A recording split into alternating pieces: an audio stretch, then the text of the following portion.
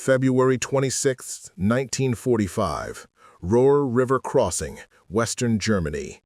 Lieutenant Akiko Tanaka of the Imperial Japanese Army's 3rd Armored Observer Unit pressed through binoculars against frozen eyes, her breath forming clouds in the frigid observation bunker. What she witnessed in those next 12 minutes would haunt her remaining days and contradict everything Tokyo had promised about American tank capabilities. 3 Type 4 Chi-To medium tanks, Japan's most advanced armor deployed to the European theater under the secret Sakura Protocol, had just crested the ridge near Düren. Their commanders, veterans of Manchurian campaigns, operated with the confidence of men who had faced Soviet T-34s and lived. They had been briefed that American Shermans, with their 75mm guns, required multiple hits to penetrate Japanese frontal armor at combat ranges. They had been lied to. The first Chi-To, commanded by Captain Hiroshi Yamamoto, never saw what killed it. At 847 meters, a single round punched through the turret's frontal plate, the supposedly impenetrable 75mm armor that Japanese metallurgists had sworn could withstand anything the Americans possessed. The shell didn't just penetrate, it catastrophically fragmented, turning the crew compartment into a killing box. 43 seconds later, the second tank erupted in flames. Then, the third. Lieutenant Tanaka's hands trembled as she scribbled observations that would be dismissed as panic by her superiors.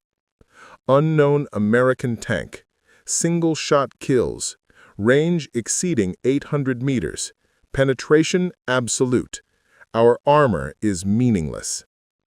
What Tanaka couldn't see through the smoke and chaos was the machine responsible for this devastation. Sitting hull down behind a destroyed farmhouse, its profile unfamiliar and menacing, was the M26 Pershing heavy tank. And mounted in its turret was a weapon Japanese intelligence had catastrophically underestimated. A 90mm M3 gun capable of penetrating 180mm of armor at 1,000 yards. The Japanese High Command had gambled everything on a flawed assumption. Their intelligence network, compromised and outdated, believed American armor development had stagnated with the M4 Sherman. Files captured from the Roer crossing, later analyzed by Allied historians, revealed that Japanese tank doctrine presumed American guns maxed out at 76mm, with penetration capabilities they could defend against. They were wrong. By 14mm, and those 14mm meant the difference between survival and annihilation. The story of how Japanese armor came to face American Pershings in Europe remains one of World War II's least-known chapters. In October 1944, desperate to gain battlefield experience against Western armor and to cement the Axis alliance, Tokyo approved Operation Tetsujin, Iron Man, deploying 2 full tank regiments, the 7th and 11th, to support German forces on the Western Front. The deployment was conducted with extraordinary secrecy.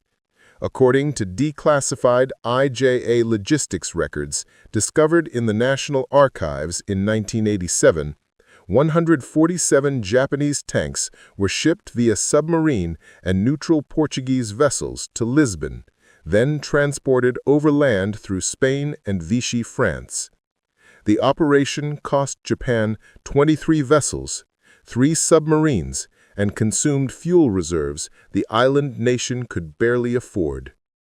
Leading this contingent was Colonel Kenji Matsumoto, a tank warfare theorist who had studied under German advisors before the war.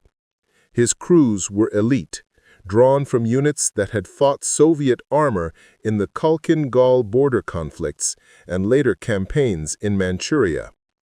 These were not inexperienced conscripts. They were the finest tank commanders Japan possessed.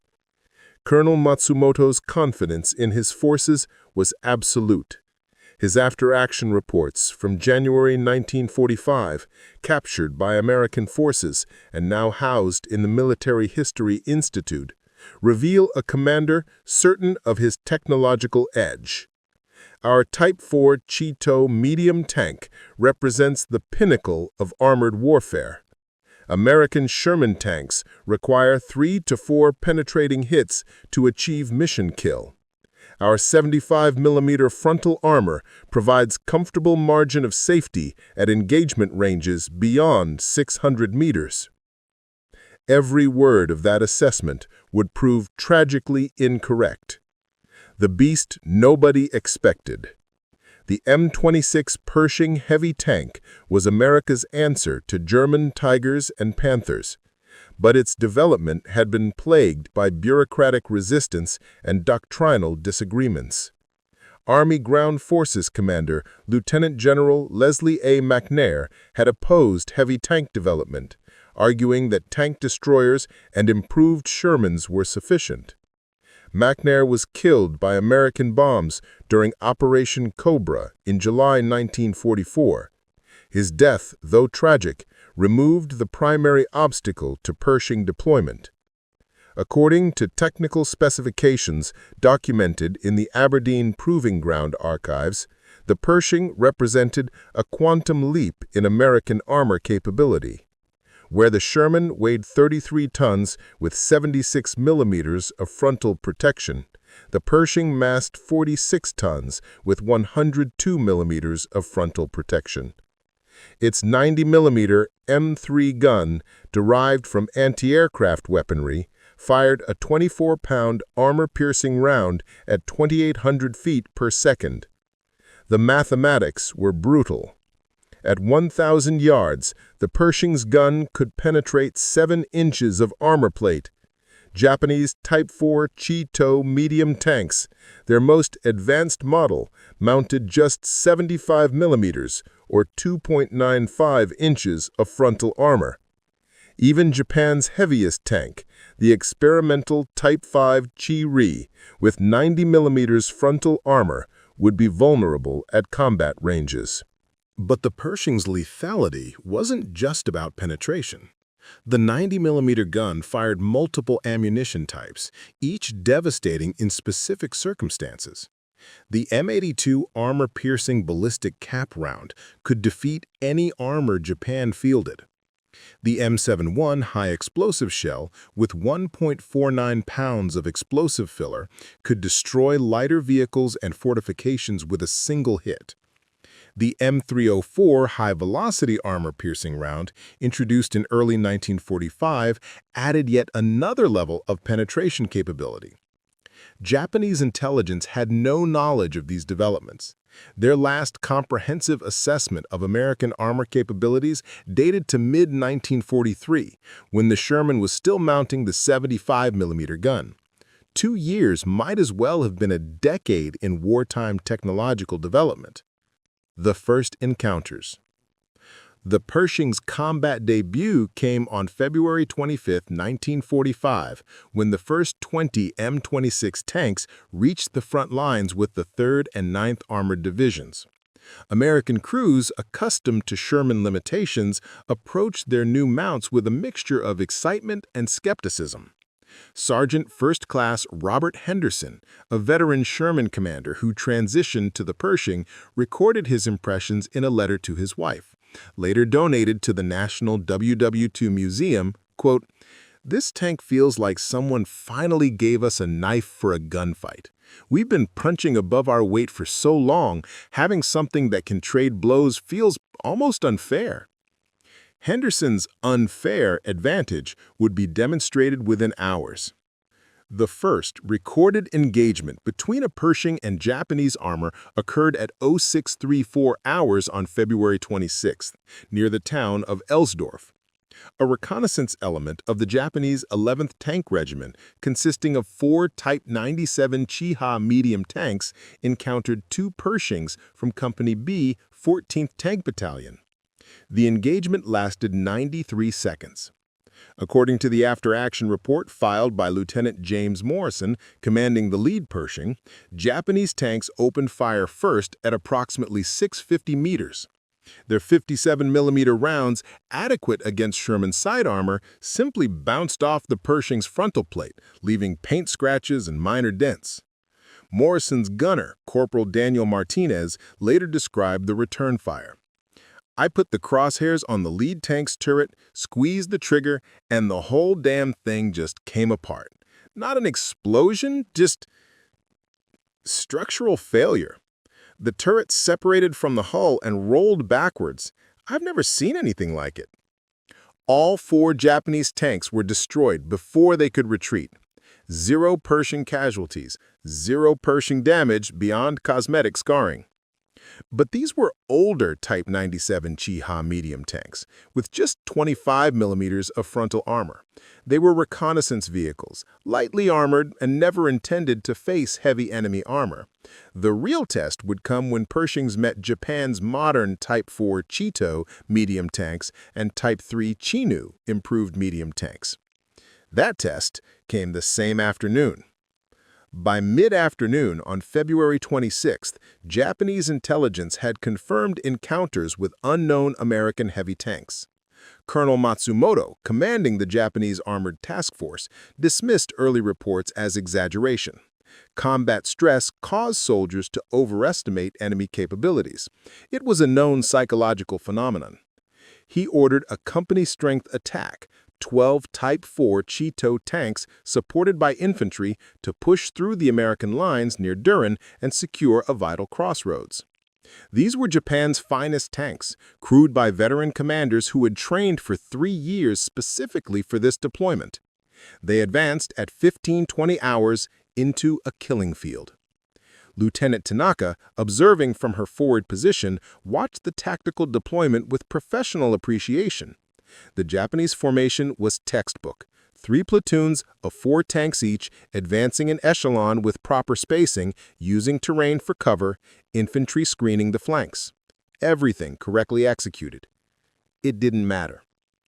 The first shot came from 1,100 meters, far beyond the range Japanese doctrine considered effective for tank-versus-tank combat.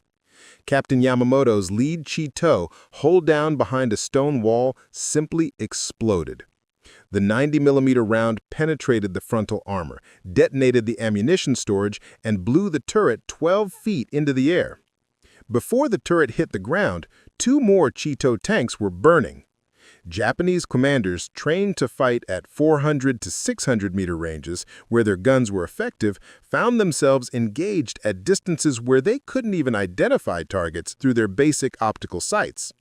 The Pershings, equipped with superior optics and rangefinders, operated with impunity.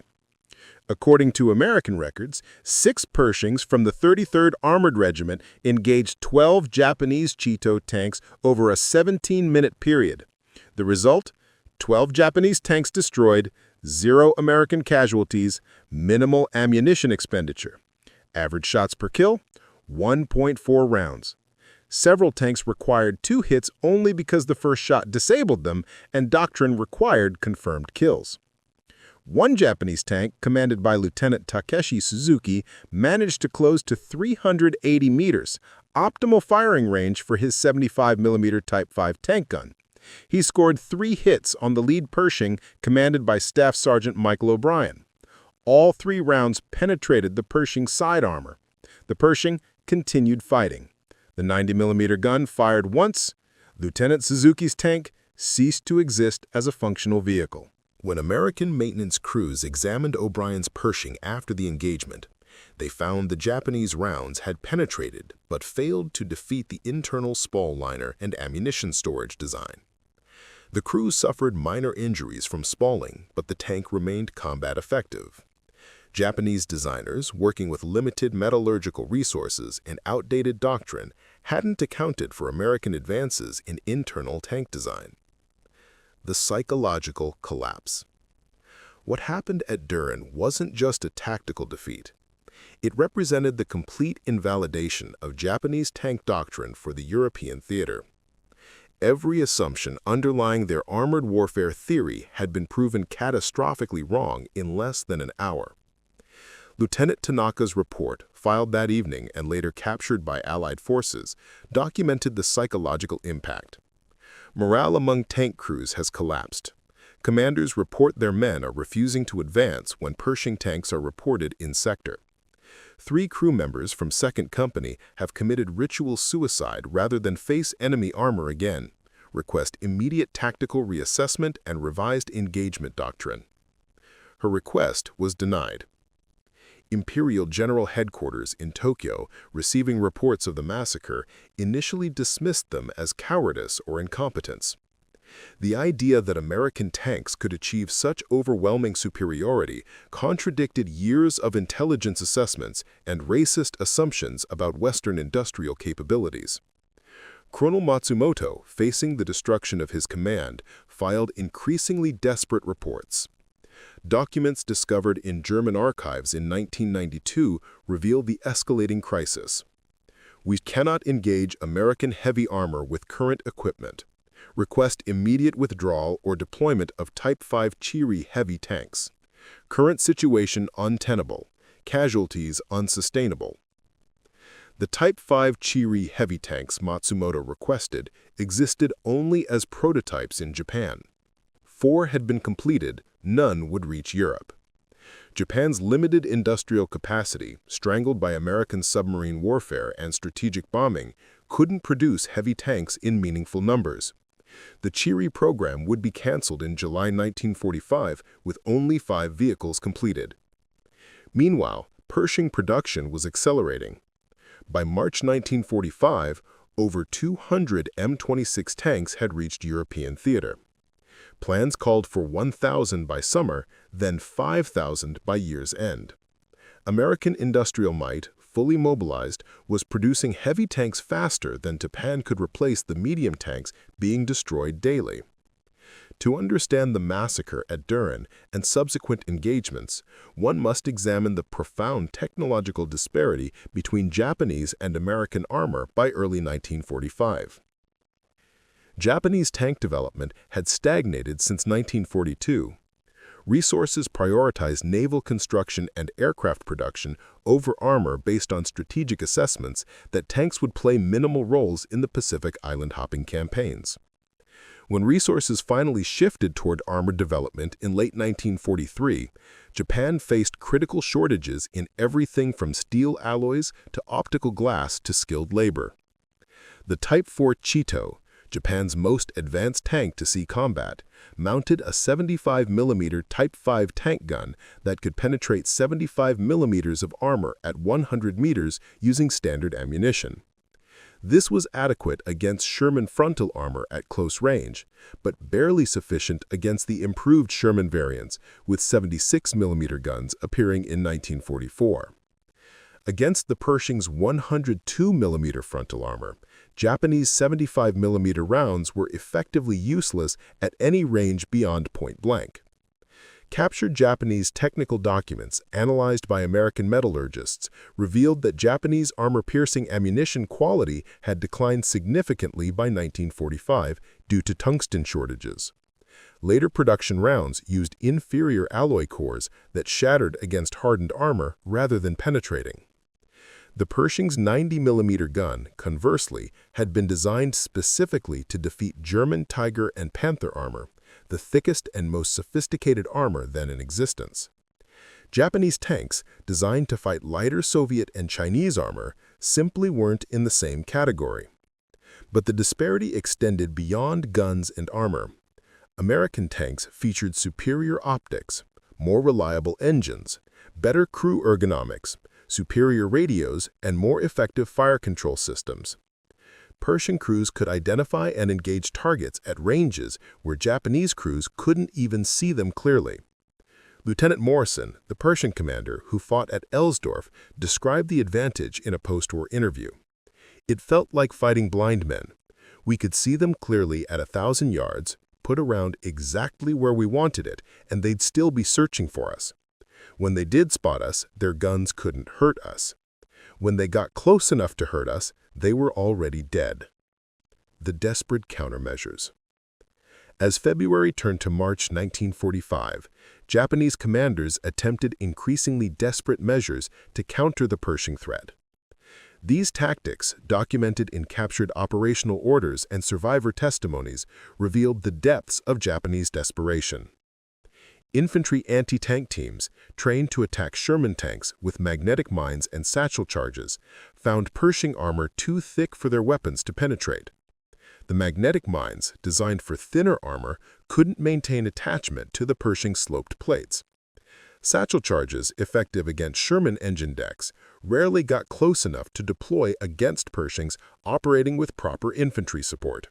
Colonel Matsumoto ordered night attacks, reasoning that darkness would negate American optical advantages. The first attempt, on March 3rd near Cologne, resulted in 8 Japanese tanks destroyed by American infantry using a recently deployed M20 3.5-inch Super Bazooka rocket launchers.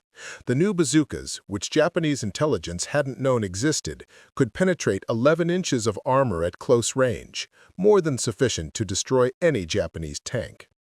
Ambush tactics were attempted, with Japanese tanks positioned in prepared positions waiting for American armor to close to point-blank range. This achieved limited success on March 7th, when 2 Pershings were disabled in close-quarters combat in a German village. Both tanks were recovered and repaired within 48 hours. The Japanese ambush force, 6 Type 4 Chito tanks, was annihilated by supporting American armor and infantry. Perhaps most telling was an order issued by Colonel Matsumoto on March 10th, discovered in his personal effects after he was killed in action.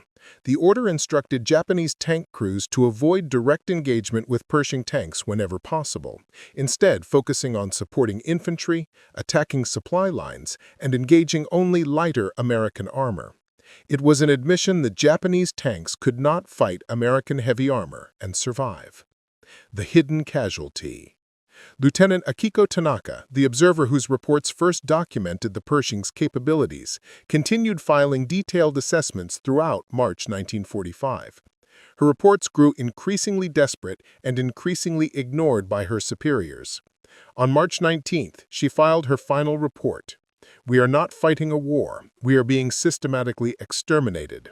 Every engagement follows the same pattern. We advance, they destroy us from ranges we cannot match, and survivors report traumatic psychological damage. Request permission to recommend full withdrawal from European theater before entire armored force is annihilated for no strategic gain." Permission was denied.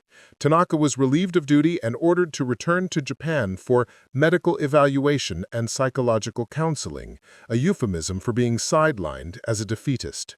She never reached Japan.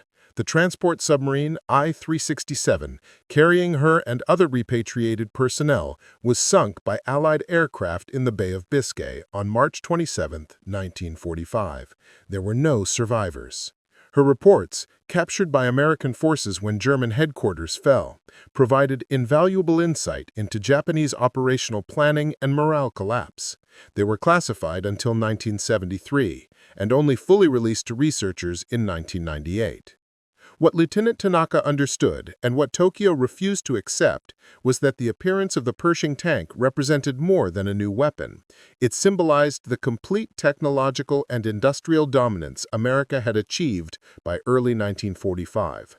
Japan could not match American production, could not match American innovation, and could not match American resources. The Pershing tank, with its 90mm gun that Japanese armor could neither withstand nor match, was merely the visible manifestation of an invisible defeat that had been inevitable since December 7, 1941. By the end of March 1945, Japanese armored forces in Europe had been reduced from 147 tanks to fewer than 40 operational vehicles. Of those 40, most remained in defensive positions, their crews refusing to engage American armor in open combat. The steel beast they never expected had achieved what bombing and artillery couldn't, the complete psychological and tactical defeat of an elite armored force without ever sustaining serious damage. And this was only the beginning. April 1945, the end of iron. By April 15, 1945, Operation Tetsujin had become Operation Coffin.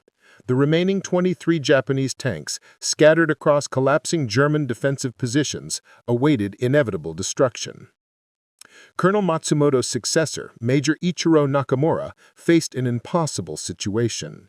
His after-action reports recovered from a burned-out command post near Kassel revealed a commander managing not a fighting force, but a death watch. We no longer plan attacks. We calculate how long each tank can survive before encountering American heavy armor. The mathematics were grim. Average survival time for Japanese tanks after initial Pershing contact, 4 minutes. Average crew survival rate, 12%. These weren't combat statistics, they were execution metrics. On April 18th, the final large-scale engagement occurred near Dessau. 8 Type 4 Cheeto tanks, supporting a desperate German counterattack, encountered a company of Pershings from the 2nd Armored Division. The battle, if it could be called that, lasted 6 minutes. All 8 Japanese tanks were destroyed at ranges exceeding 900 meters. 0 American casualties. Staff Sergeant O'Brien, the Pershing commander who had survived 3 Japanese penetrating hits at Düren, described the engagement with uncomfortable honesty. It wasn't combat, it was target practice against an enemy who couldn't shoot back effectively. Some of the guys felt bad about it. Most of us just felt relieved it wasn't us on the receiving end.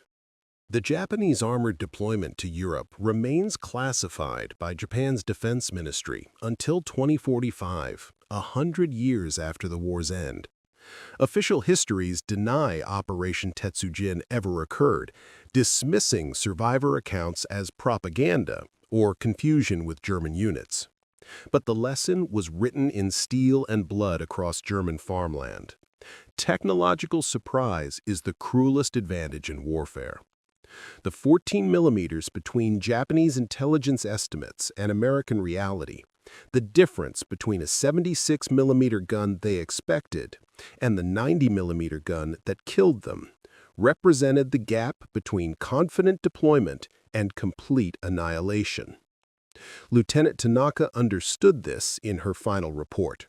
Colonel Matsumoto understood it as his command burned. Every Japanese tanker who watched comrades die at ranges they couldn't fight back understood it. Tokyo never did.